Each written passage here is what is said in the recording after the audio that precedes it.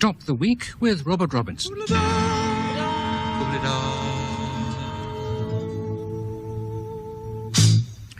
Hello. Our conversation this evening comes from Anne Leslie, the journalist, Milton Shulman, drama critic of The Standard, Dr. Michael O'Donnell, physician and writer, and Nicholas Tucker, lecturer in psychology at Sussex University. We have music from Dillie Keane of Fascinating Aida. Well, we seemed to get rather heated about believing in Father Christmas last week, but one who stayed cool was Sam Deering of Clevedon in Somerset, and I quote from a selection of his insights. He says he's quite an elderly party, but goes on, "I still believe in Father Christmas.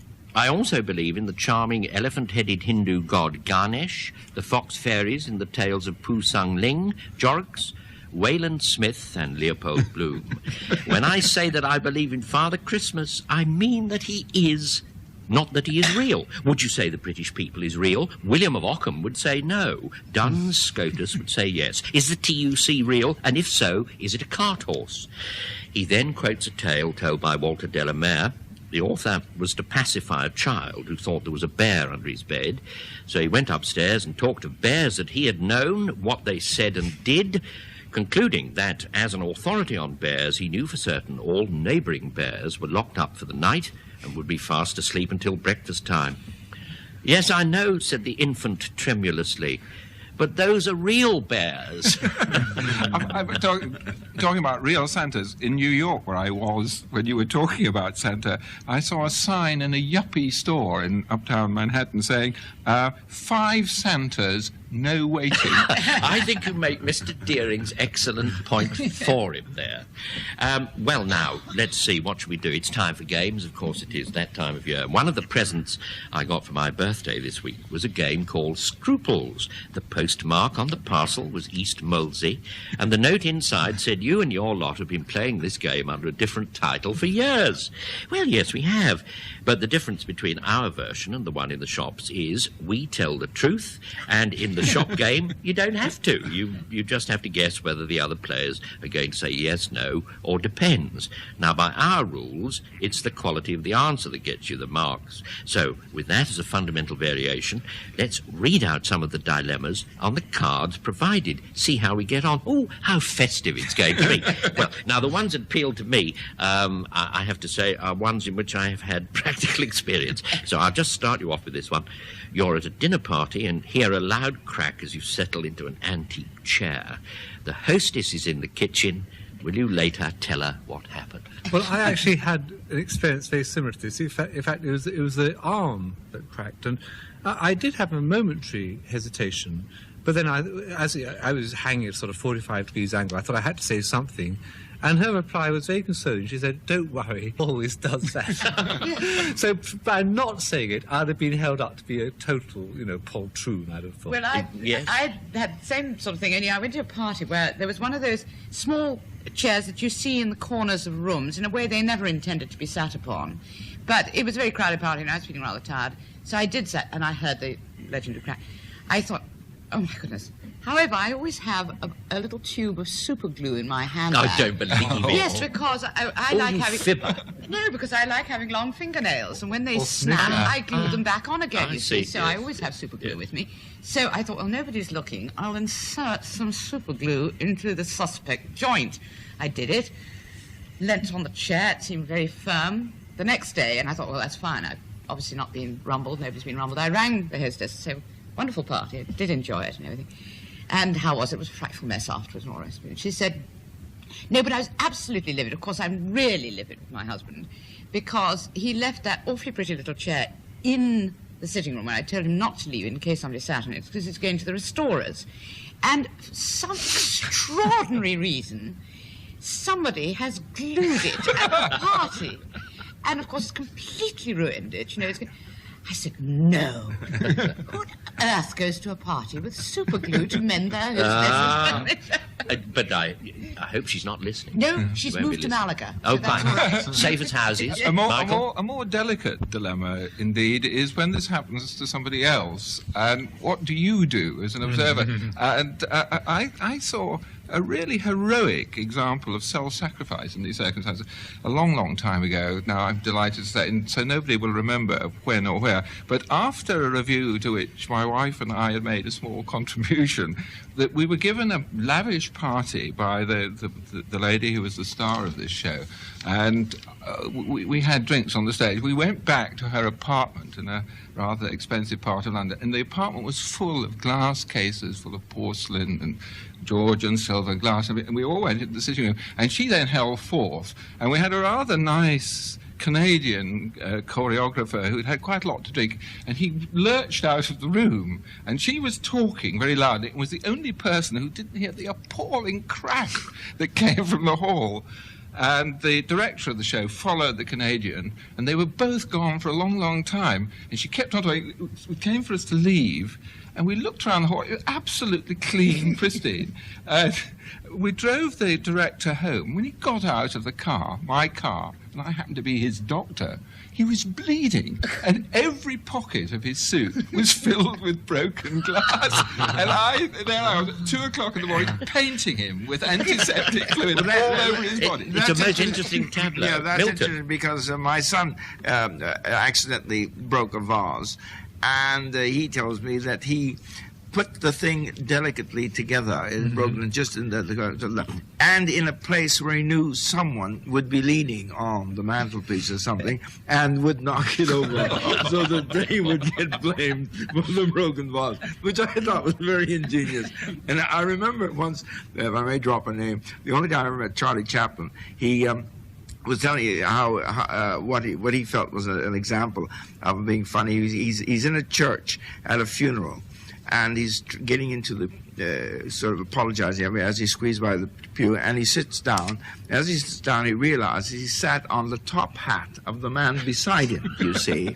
So as he squirms, trying to recognize what to do with the top hat, the question, he lifts out the top hat sort of and throws it under the chair, so 3 or 4 seats away, so that when his intervention is covered, it's not him. But it's a typically funny situation, I think, that we wouldn't get embarrassment. on, if we were actually playing this game, we wouldn't get on very far, because one question would last an awful long time. But I said I had personal experience. My father didn't even wait until my wife was in the kitchen. He broke on 3 separate occasions, the only 3, more or less antique dining chairs we had, simply by throwing himself back to make a point in conversation. And they went off like Boy Scout rousers each time. And the old devil laughed so heartily, I had to laugh myself, because, and it was always debatable, he thought they were more or less second-hand, and he was merely speeding up the process whereby we'd buy some decent new ones. But if I'd broken someone's chair, I certainly wouldn't tell her. I would assume that it was only held together by the woodworm in it, each of them holding hands, and it was going to break any time, so I wouldn't say it. And anyway, if I'd cracked it, there was always a chance someone else at the party would sit on it and go right through it, and it would be a fun evening. Now, Nicholas, give us another dilemma. Well, I quote, "You are watching a film on television with your 12-year-old child. Unexpectedly, an explicit sexual scene starts to develop. Do you switch off the television?" Well, it would be far too late to switch it off, as you say. I mean, you wouldn't do that, because if you're watching it, it should be all right. I mean, you don't switch it off for anyone, you switch it off for yourself. But it's far too late to turn it off when that's happening. And also, why saddle a child with the guilt to which you are heir? And all you say, if it's all it is a torrid love scene, what's wrong with that? Yeah, my son would just say, I've got the video of it, Dad. Have you seen it? Well, your son would be about 32 now, won't he? When I went through the cards, I might say, when I saw that card, I said, this is the one that Nicholas will ask. Yes. It kind of spoils the party spirit, doesn't it? I mean, I think the only thing you can do... I mean, children at that age are pragmatic, aren't they, in their interpretation, Nicholas? I'm asking you. I mean, you posed the question, and if they are, I think the sporting thing to do would be to sort of give a sort of commentary, explaining exactly what was going on. That's only because it's Christmas, and I'm not going to... I refuse to take questions like this seriously. You've really got to be a bit of a Schapkopf to let this sort of collision happen at all, yes. I would like to say. It's liable to happen sometimes. For example, my daughter is 8, and we've got a television in the kitchen, and there I am one evening preparing her supper, and she's sitting there prattling, and I've got Right to Reply on, which is Channel 4's thing where viewers write in or pose in the video box and complain about programmes, and then a representative of the complainers is brought into the studio to attack the producer of the particular thing. They were complaining about the sight of all those bare bodies in the Singing Detective. And Gus MacDonald, with a marvellously sort of po-faced Scottish rectitude, said, now, in order to be able to discuss this episode properly and fully, for those who haven't seen it, we will now show you the scene. Now, this is at about 6:15. I must say, I don't move very fast, but I moved amazingly fast across the kitchen and stood there trying to get some baked beans out of a tin, looking at the reflected light of the bare bottom on my middle. While I was, because of course, not a perfect response, but perfectly understandable. Yes, because the minute you switch it off, they say, why did you switch that off? Of course. Well, see, I think this is why I very much agree with Michael's idea of the commentary that if it's a young child, I don't think that scene will mean too much, really, and you'll be blinded with, well, the sort of thing that Noel Coward once said when, you probably know the story, he's walking along Brighton seafront with Laurence Olivier's son, and there they saw two dogs copulating. And that Laurence Olivier's son asked, what are they doing? And Noel Coward answered, it's like this, dear boy.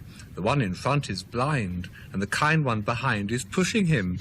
Now, that's all right. Pushing him to St Dunstan, please. I was waiting for you to cap it. Nicholas, tell them properly. Pushing him all the way to St Dunstan. And then this, I think with older children, they just look on it with the totally merciless eye of youth. I'd have thought this card would be much better if they'd actually put you're watching these torrid love scenes in the company of your own middle-aged contemporaries. Because I've never actually found the small talk you produce when there's a love scene on television. And one just sits there slightly squirming. And I haven't got the sort of confidence that I remember once hearing some young man reading Lady Chatterley's Lover, and somebody from the bottom bunk who was in a youth hostel shouted up, how's Lady Chat getting on? And he replied, riding very nicely, thank you. Now, look, I mean, all this is far too sick. Put your funny hat on, Milton, and give us some. Cheer the party up a bit. Well, you're trying to reserve the seat next to you on the train, hoping that the attractive girl you've seen, or person seen, will ask for it. And then an old lady asks first, do you tell her it is taken? That's the dilemma. Well, I don't have a problem there. I'm not terribly bothered about sitting next to attractive young men. Well, what about a young... Don't you try to pick up young men on trains? No, I don't actually, no. Oh, given up. The experience that three members of this team have had getting to the studio today would suggest the chance of picking up anything on a train in London before Christmas. Certainly not speed. No, but no, the worrying thing, Milton, I think it's... well, of course, you haven't framed the question, is this board game, this party game. The thing is, the more wicked thing is to put your stuff on the seat in order to keep it empty. Yeah. And I regard that as thoroughly wicked, and I do declare myself just a little there. But you should see me, that when someone wants it, the way I act, the way, of course it's not taken. No, let me just shift that for you. It's not in the hope of getting someone nice there. It's the hope of it staying empty. And also, I think one should point out that old ladies are infinitely better travelling companions than beautiful young women. You will look on the bright side, won't you? It's actually true. Old ladies will go to sleep. They might even exchange a word with you. Beautiful young ladies will just snap some compact savagely shut. Well, I have to ask Milton, because he's bursting to tell us. Well, what's your response? I picked this because a friend of mine had exactly that experience. He was sitting on the train, and then this large man came in carrying one of those huge cassette recorders, you see, which he knew this man was going to play all through. And there was an empty seat, and he said, someone's just been sick on that seat, chum. And he immediately shuffled off, and the rather pretty girl opposite said to him, I admire you for that. That was very fast thinking, and they've had a relationship ever since. Well, say something, and then it's your turn. I was going to give you some advice, Bob. If you want not just a seat to yourself, but a whole compartment to yourself, the great thing is not to bag all the seats, but to sit in the window, beckoning people to come and join you. Get a whole carriage to yourself. That is true. That's what Lord Berners used to do, and what he used to do, particularly when there wasn't a corridor in the train, you see, people used to open the door, and Berners used to sit there, pull his hair all over his face, and assume an extraordinary leer, and with both hands beckon him. And he always travelled in total privacy as a result. Now, your dilemma. Oh, yes, my card. Play your card. Q, it says. Yes, 1, 2, 3, go. A stranger arrives at a bus stop in a downpour and stands in a place where you have seen traffic splash pedestrians. Do you volunteer a word of caution? I like the phrase. Absolutely. I think that's probably the most absurd question in the whole of the lot. What makes you think that you know more about him getting wet than he knows? I mean, is he deficient or defective in some way? Well, yes, I mean, standing there for as long as you have. No, but he knows it's wet. Does he know it's raining? Is he a fellow who knows when it's raining? And, don't ask me. I mean, you're asking. I'm just reading what Q says. After all, getting wet from a bus or a car that's going up there, it's not a tragedy. You're not protecting him from walking under Niagara Falls, are you? I mean, you start doing that sort of thing to perfect strangers at bus stops, you'll be advising them to stay at home, take cabs, all that kind. So, certainly not, don't tell him. I think I'm a terribly sweet and simple person, and if I see that lots of chaps have had their best suiting ruined by splashes, the next one who comes along, I will say, don't stand there, you'll get splashed. And then, of course, people look at me a bit peculiarly. Haven't you got something better to think about, madam? But, Bob, it really depends on who this stranger is. Now, if it's a little old lady that we all want to sit next to in trains, of course you'll mention it. But if it's some skinhead full of tattoos and glowering at you, then what you do is you avoid any eye contact at all. And to volunteer something about the splashing of the puddle is almost to be sort of, accusing him of lack of virility or something. And you just keep jolly careful. It's like you might just as well risk recommending galoshes to such a place. Now, Anne, your dilemma. Yes, well, let me think. You've got a few cards there. Yes, pick one out. Well, I think, no, we'll keep that one for You've got a big letter. The one with big letters, right. Your boss's fly is open. You are a female secretary, so for a moment assume that role. Do you tell him? Of course, instantly. For one reason alone, that then he knows the damage is limited. If you don't tell him, he'll get home, discover for himself, and he won't know how long. I think if you do this, you have to be very careful. There's a lot of fashion now in which people wear clothes that look as if their flies are open. Yeah, that's perfectly true. That's true. Perfectly and, true. And a friend of mine saw a girl with her skirt, and what she thought was a state of embarrassing disarray. One of the skirt seemed to be tucked up, as if stuck in the top of her knickerband. That's right. And she tapped her on the shoulder, and she said, "I hope you don't mind, but the back of your skirt is caught up in your pants, you see." And she turned around. She said, "It's supposed to be like that, you dum-dum." Exactly. Yes, Nicholas? I'd go further than that. I quite further than what? Well, what Milton was saying, I wouldn't ask anybody to tell this person. I'd leave it alone because... Yeah. See, I think the reason is that when you come home at night and find, as they used to say in gentlemen's lavatories, your dress is not properly adjusted, you've got this incredible optimism. You're the first person to have seen it, to have noticed it. If someone comes along and tells you, you know that not only they, but probably other people have seen it. You give me pause. I just always amazed at people's optimism. I knew somebody once with a very, very bright red nose for some medical reason. Was this in Lewis? No, an anonymous part of the country. And he said to me once, after I known him for 5 years, he said, "You may have noticed I've got rather a red nose." Well, that's the man who wouldn't have me told his flies were open. But go on, Michael. No, I think I would support you, despite what Nicholas said. I think it has to be done tactfully, though, by the secretary. I mean, and I would pass on a hint. This predicament did actually befall me a few years ago when I was I stood up with my flies undone, talking to a group of women in the Middle America, and the lady chairperson, or whatever she was, she had a great feather in her hat, I remember, passed me a note which said, "Your stable door is unbolted." Oh, how nice. It was so beautiful. I read it out, actually. Because quite a lot of people wouldn't have understood what she meant. Oh, really? What's that? It could have gone on for hours. Well, of course, that happened to Winston Churchill. Somebody pointed out that his flies were undone, and his famous remark was, because he was rather elderly then, he said, "Dead birds never fall out of their nests."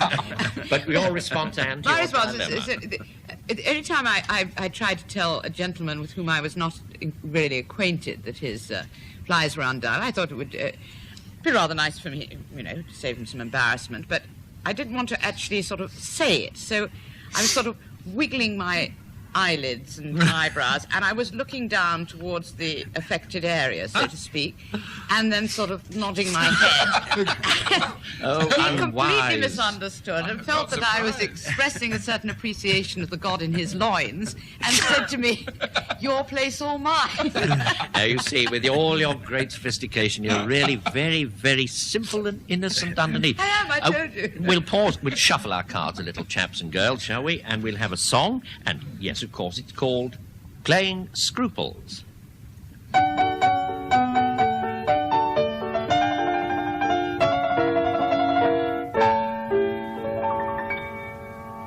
If you're looking for something to do after Christmas dinner, there's a product on the market that's an absolute winner. Some misanthropes of England, ahoy! Here's a game that you're bound to enjoy. Play Scruples and forever alienate your family. It's loads of fun. Play Scruples and see how easy it can be to offend everyone. Think of the expression on the face of Auntie Coral, her sense of dawning outrage and the subsequent quarrel at your subtle implication that she's totally amoral. Playing Scruples. Relish the invective that is bound to hit the air when you play Scruples. Be beastly to your nieces and enjoy seeing their contracting pupils. Insult your aged mother and you're bound to institute an absolutely shattering and miserable dispute, while it makes a change from endless games of trivial pursuit. Playing Scruples. Intimate your brother-in-law, his ethics really stink, it's easy as pie. And when you notice that your cousin has started to blink, she's bound to cry. So though you raise your glasses and say quite loudly cheers, you know that Christmas isn't Christmas without somebody in tears. So buy Scruples and have the best time you've had in years. Playing Scruples. Oh, spoiling people's Christmas is brilliant, it is true. But there's another factor that you ought to take in view. That your family and friends and your uncles and your aunts and your sisters and your cousins, whom you reckon up by dozens, all might be doing the same to you. Playing Scruples. Merry Christmas, everyone. There was Dillie, and there she was singing about what we'd been talking about, but we better go on with the game. It's certainly not over yet. My goodness, no. So it comes back to my turn. You accidentally drop your new amplifier. Oh, dear, I have a shameful tale to tell, but I won't tell. You accidentally drop your new amplifier and invalidate your warranty. There's no visible evidence of the accident. Do you mention it when taking it for repair? It sounds like an illness. You invalidate your warranty. I'm terribly sorry. Come next door and we'll have a look at it. I feel there's sort of a budget that one's so often been ripped off and shortchanged that telling a little untruth in this way is all right. That is, if you're going back to a multiple store, a huge impersonal place. But if you're going back, like the little town I live in, to the man who you actually know, look him in the face and saying... Oh, that's very different. Then of course, you couldn't do it. So, but I agree, that's hardly a moral response. Like a lot of these questions, really, it's a question of the ethics of lying. There are so many occasions in life that one lies and one thinks, am I hurting them in any serious way or am I not? I mean, do I hand the pound in at the...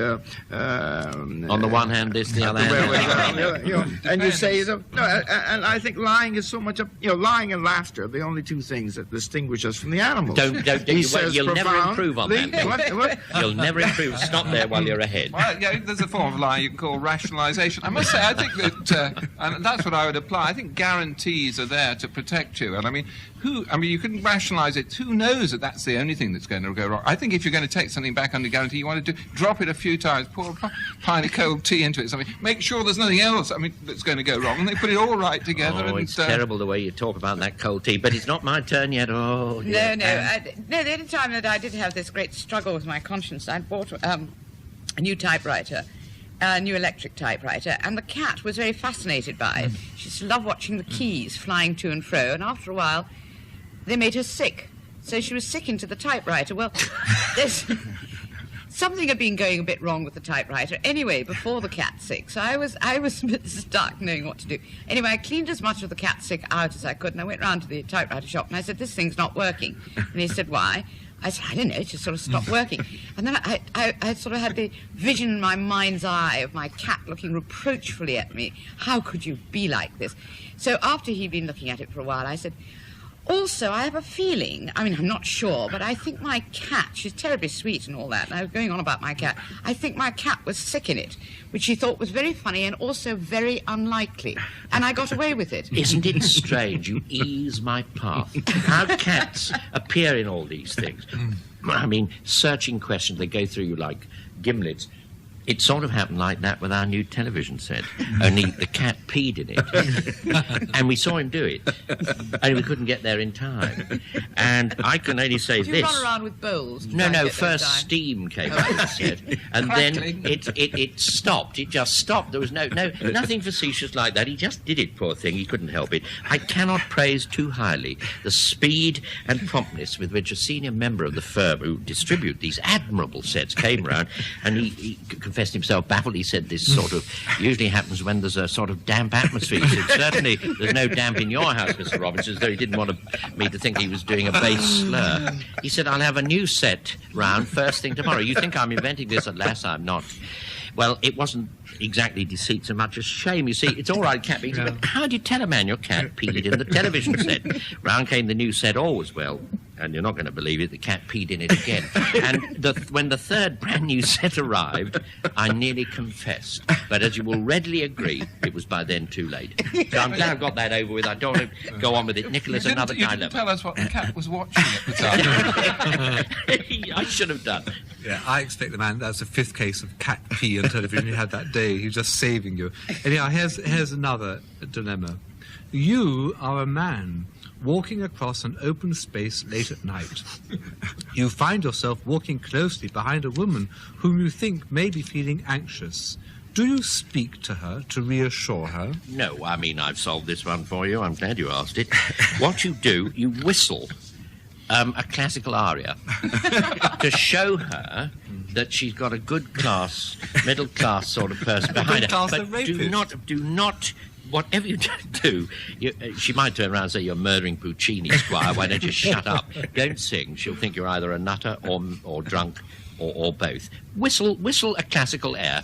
Milton, what do you think about it? Well, I think you either, this is a very, very boring reply, but I think you either cross the other side of the street and to indicate to her that you're not involved She with might it. think Or you're trying to get a good run. Or you try and get past her, and of course that's dangerous, because if you try to get past her, then she starts to walk faster, and you get in this curious situation where she's beginning to walk faster, and you walk faster in order to get past her, and then you really are into a position where you may eventually have to nudge her in the elbow and say, no.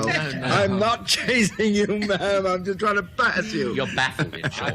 Michael? I think you have to worry about sort of exaggerating the terror of it. I remember in the early 1970s when there was a great publicity about how dangerous it was to be on the streets in New York at night. I'd been to the Met and was walked out of Lincoln Center, couldn't get a taxi, and I was staying in a hotel in 6th Avenue, and so I walked down towards Columbus Circle, and suddenly, in that way that you do, found myself in an empty street, a completely empty street, and as I walked along it, I got more and more frightened, and then on the other side of the road was an enormous black man standing on the corner, and as I kept going, he crossed the road towards me, and he came up to me. At that moment I was in a jelly. He said, "I seen you in the hotel lobby," he said. "I guess we'll be safer if we walk back together." But that reassuring moment, the price I paid for it wasn't worth it. I think you should keep mum. I'm sure. Yes, I think you should keep what do you mum. think? Because just going to your story, or New York story, there's an urban myth going round. It was first told about Ray Charles, and then I think it was told about Stevie Wonder, and it's now Lionel Richie. But there's a story about an English girl, and of course it's always happened to somebody knows, naturally enough, who had read all about the appalling things that go on in New York, and was very nervous, and she got into a hotel elevator quite late at night, and a very tall or very short, depending on who it's supposed to be in the urban myth, black man with dark glasses and a dog got into the lift. And as they went up to about sort of 5th floor, suddenly the lights went out. And she heard the man shout at her, "Kneel!" And she did. And when the lights went on again, he said, "Oh, I'm sorry. I hope you weren't bothered by the dog. You see, I'm blind, and I was just telling Of course. it to me." Anyway, no, I think you should keep completely quiet and sort of, if you're following a lady down a street, just sort of pause and do up your shoes or something like that. Because as for anybody whistling some Mozart late at night, well, the little behind Pagliacci. I Now, mean, she knows who she's got to deal with. Then a classy sort of a guy. Obviously a nutter. I've tried whistling, and as Michael would probably say, it's not as nice as your whistle. And when I begin, it doesn't sound like Puccini. It sounds like somebody saying, "Come over here." And I've tried your thing about stopping. And then I think the poor girl gets new confidence, and suddenly she has my feet ringing out again. So, oh, God, he's coming. I think the only thing which I wish I could do is find a large sort of luminous button which I could wear in my coat, which says, "I'm not a rapist," and I'd run past her flashing this, and only that as I went. She'd have a heart attack. You get a face full of mace. We're going to have to draw stumps. There were one or two balmy questions, I thought, in this round. Very quickly, let's have a balmy question that you think is balmy from this selection. You are offered £10,000 to appear nude, as on nudity, as a centrefold from National Magazine. Do you accept? My only question is, why so much money? I'd do it for much less than that. Anne.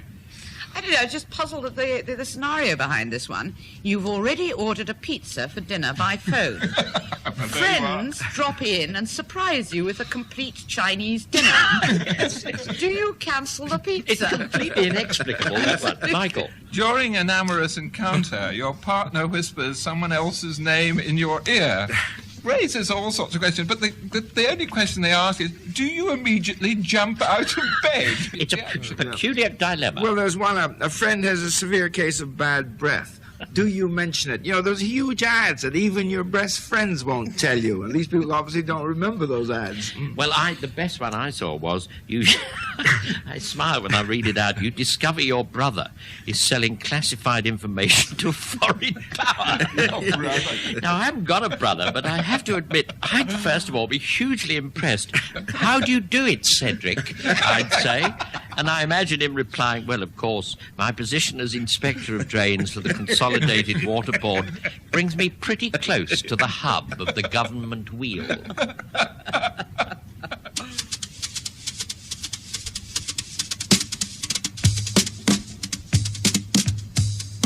Anne Leslie, Dr. Michael O'Donnell, Nicholas Tucker and Milton Shulman were stopping the week with Robert Robinson. Dillie Keane provided the musical interlude, and the programme was produced by Michael Lember.